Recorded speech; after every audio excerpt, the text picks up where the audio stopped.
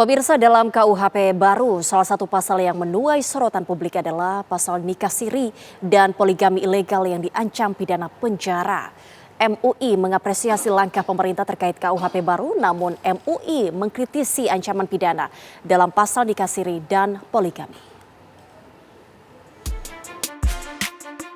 Dalam KUHP baru, negara menegaskan pentingnya pencatatan perkawinan sebagai bentuk perlindungan hukum terutama bagi perempuan dan anak.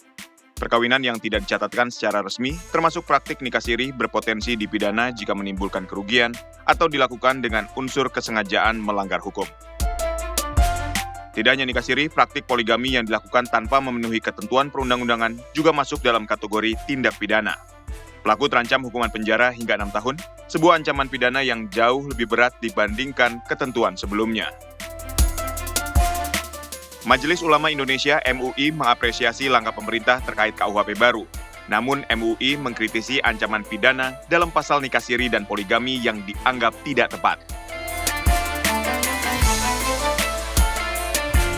Ternyata setelah diumumkan ya ada hal-hal yang mengganggu ya, seperti masalah nikah siri gitu ya, di mana orang kalau melakukan nikah siri itu akan dikenakan sanksi pidana ya.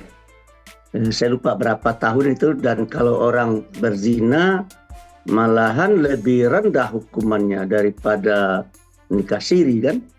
Padahal nikah siri secara syariah asal terpenuhi syarat rukunnya itu tidak bermasalah. Ya, asal terpenuhi syarat rukunnya gitu kan. Tapi pertanyaan saya adalah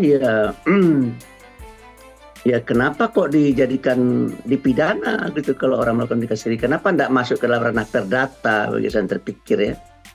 Ya oleh karena itu mungkin barangkali ini perlu didiskusikan ya. Pemerintah menegaskan peraturan ini bukan untuk mengkriminalisasi ajaran agama, melainkan memastikan kepastian hukum, serta mencegah penyalahgunaan praktik perkawinan yang merugikan pihak lain. Lantas, bagaimana pelaksanaan dan aturan hukum nikah siri dan poligami? Tim TV One mengabarkan.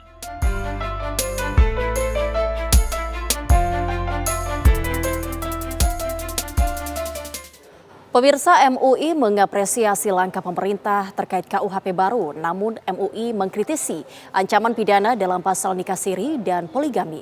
Berikut penjelasan Ketua MUI bidang fatwa Profesor Asrorun Niam Soleh. Nah, salah kaprah memahami KUHP yang mendasarkan pasal 402, 403 terhadap perkawinan yang dianggap ada penghalang yang sah. Nah, salah satunya ditafsirkan adalah soal poligami yang tidak memperoleh izin istri. Kemudian pernikahan yang tidak dicatatkan, itu dianggap sebagai penghalang yang sah. Saya kira ini perlu diluruskan dalam konteks tafsirnya.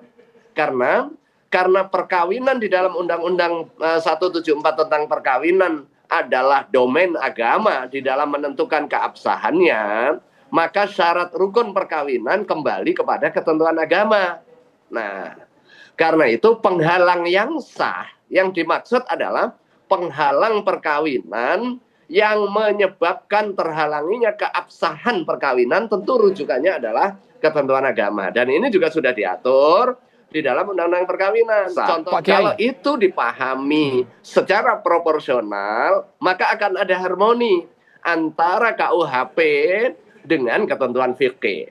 Tetapi kalau pasal itu dijadikan dasar untuk mengkriminalisasi perkawinan siri karena tidak dicatatkan, atau poligami karena tidak diizinkan oleh istri, sementara itu adalah urusan administratif keperdataan, dan akhirnya kemudian dikriminalisasi, ini bermasalah dari sisi norma maupun dari sisi logika hukumnya.